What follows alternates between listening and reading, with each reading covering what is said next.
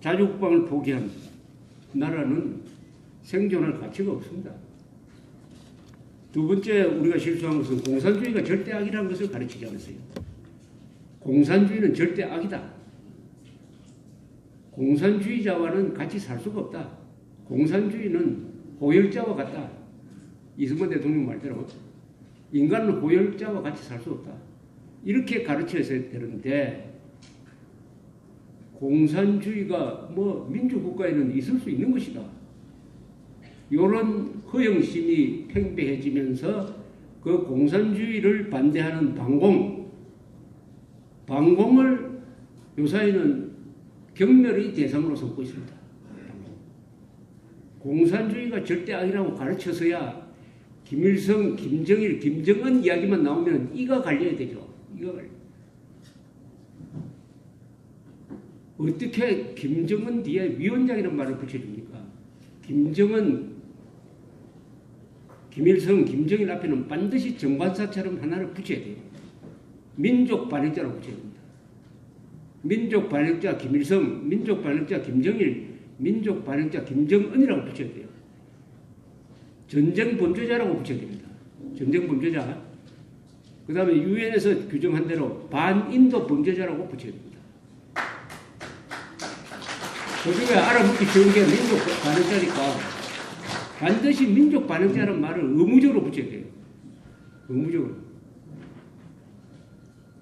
민족중흥대학이니까 오늘 제가 이 점을 좀 강조드리려고 합니다. 민족이란 말을 정확하게 해석해야 됩니다. 북한이 민족이란 말을 가져가 버렸어요. 그래 놓고 민족 화해를 하자, 민족 공조를 하자고 합니다. 아니 민족 반역 집단이 우리를 상대로 민족 화해하자고 하면은 조건이 있어야 되는 거 아닙니까? 그동안에 민족 반역질 한 거에 대한 사과, 배상 이런 게 있어야 되는 거 아닙니까? 아무하고나 화해를 합니까? 가해자가 뉘우친 다음에 피해자가 용서하는 것이 그게 화해 아닙니까? 뭘 사과를 해야 되죠? 6.25 이렇게 해가지고 300만 죽인 거, 아웅산 테러 이렇게 해가지고 17명의 장차관급 엘리트를 죽인 거, 대한항공 폭파해가지고 노동자를 비롯한 115명 죽인 거, 이거 사과해야 되는 거 아닙니까? 그렇게 해야 민족적 화해가 되는 거 아닙니까? 그런데 민족 반역자가 그 사과는커녕 오히려 우리한테 전쟁 연습하지 말라고 하면서 민족 화해한다? 이걸 그냥 받아주고 있는 꼴이죠, 지금. 이 정권은. 민족 화해란 말 정확하게 써야 합니다. 그리고 민족 공조란 말은 지금 식으로 쓰는 것은 우리가 정확하게 해석을 해야 됩니다. 북한에서 민족이라고 하는 것은 자기들대로 개념 규정을 했어요. 김일성 추종자만 민족이라고 불러줍니다. 여기 계신 분들은 북한의 용어사전에서 민족 안에 들어가는 사람 한 사람도 없어요. 우리가 보기에는 북한이 말하는 민족은 민족 반역자입니다. 그러니까 북한이 말하는 민족 공조를 우리가 받아들였다고 한다면은 그것은 남북한 양쪽의 민족 반역자들끼리 공조하겠다는 뜻입니다. 이걸 정확하게 해석을 해야 됩니다.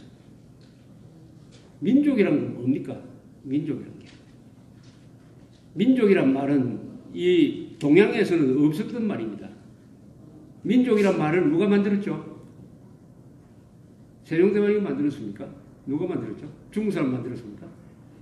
민족이란 말은 일본에서 명주이신 이후에 유럽의 문물을 받아들일 때 독일어로 폴크, 영어로 네이션이란 말을 민족으로 번역을 했어요.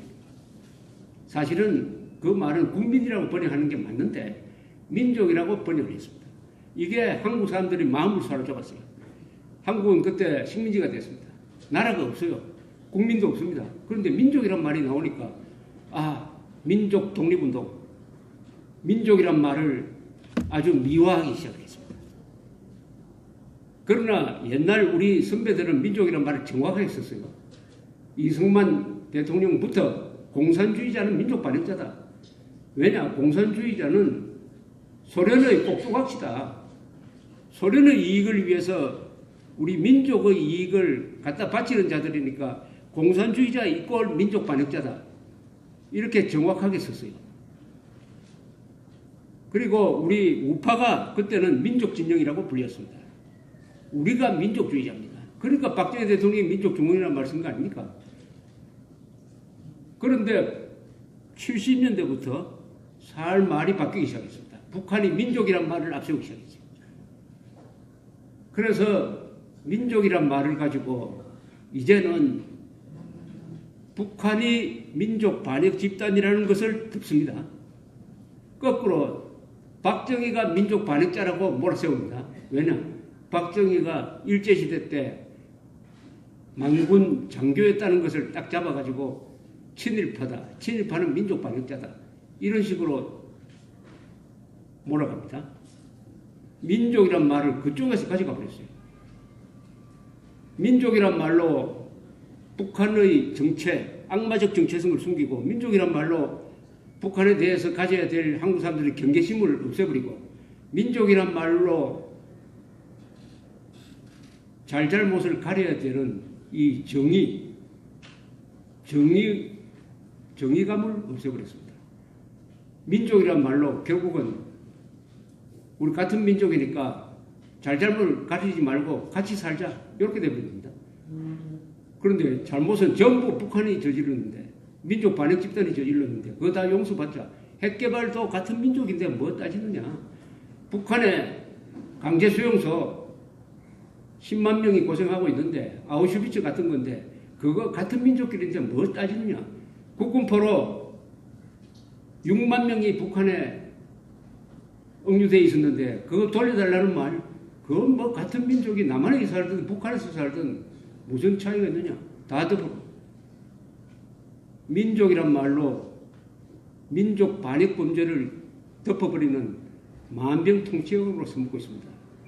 여기에 한국의 좌파 정권이 넘어가서 김대중 때 6.15 선언, 노무현 때 14선언, 이번에 4.27 선언, 이게 전부 다 바탕에 민족 반역자와 손잡는 걸 민족 공조라는 말로 포장을 했습니다. 이 민족이라는 용어 전쟁에서 우리가 지고 있습니다. 이런 비유를 하나 드리면 좀 쉽게 설명하려고 제가 노력을 하는데, 농촌에 사신 분들은 연갓이라는 거 아십니까? 연갓이란 벌레. 사마귀 배를 따면 거기에 가느다란 실 같은 기생충이 나옵니다. 그걸 연갓이라고 그러죠. 연갓이.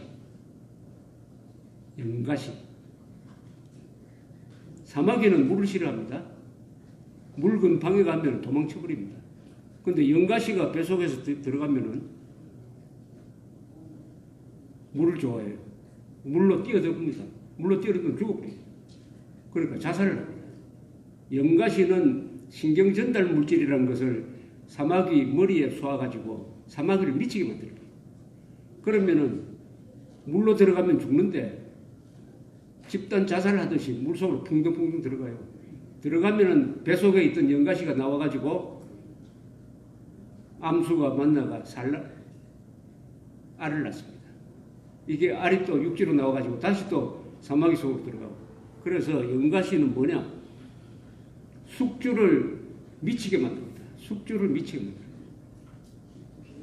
한국의 종북 세력이 대한민국에서 대한민국을 미치게 만들었어요. 대한민국의 피하 식별 기능을 마비시켜버렸습니다. 피하 식별 기능은 적과 동지를 알아보게 하는 겁니다. 뭐가 위험하느냐, 무엇이 안전하느냐를 알게 하는 것이 피하 식별 기능인데, 한국에서는 민족이란 말이 신경전달 물질 역할을 해가지고 한국 사람들이 집단적으로 피하 식별 기능이 마비되어 버렸습니다. 그러니까 김정은을 좋아하는 사람이 뭐 70%가 될 수 있는 거 아닙니까? 그러니까 국가보안법 폐지하자는 이야기가 나올 수 있는 거 아닙니까? 그러니까 한미동맹 해체하자는 이야기가 나올 수 있는 거 아닙니까? 그러니까 이승만, 박정희를 독재자라고 보는 이야기가 나올 수 있는 거 아닙니까? 반대로 김일성, 김정일, 김정은의 민족 반역 범죄 행위에 대해서는 다 덮어주자고 하는 게 바로 민족이라는 이 말로 마취가 되어버립니다. 민족이라는 독극물을 마셨습니다. 그래서 이 민족중흥대학은 이 민족이라는 말을 제대로 복원해야 됩니다. 박정희가 썼던 말대로 민족이 뭐냐? 민족이란 걸로 가르자. 대한민국 바로 쓰려면 모든 사람들 입에서 자동적으로 김일성 나오면 민족 반역자, 김정은 나오면 민족 반역자, 이 말이 저절로 나와야 돼요. 그렇게 되면 대한민국이 위기에서 벗어날 겁니다. 민족이란 말. 그래서 여러분들이 해주셔야 될 것은 박정희를 민족 중흥의 영웅으로 알리는 노력과 함께 김일성, 김정일, 김정은을 민족 반역자로 가르쳐야 합니다.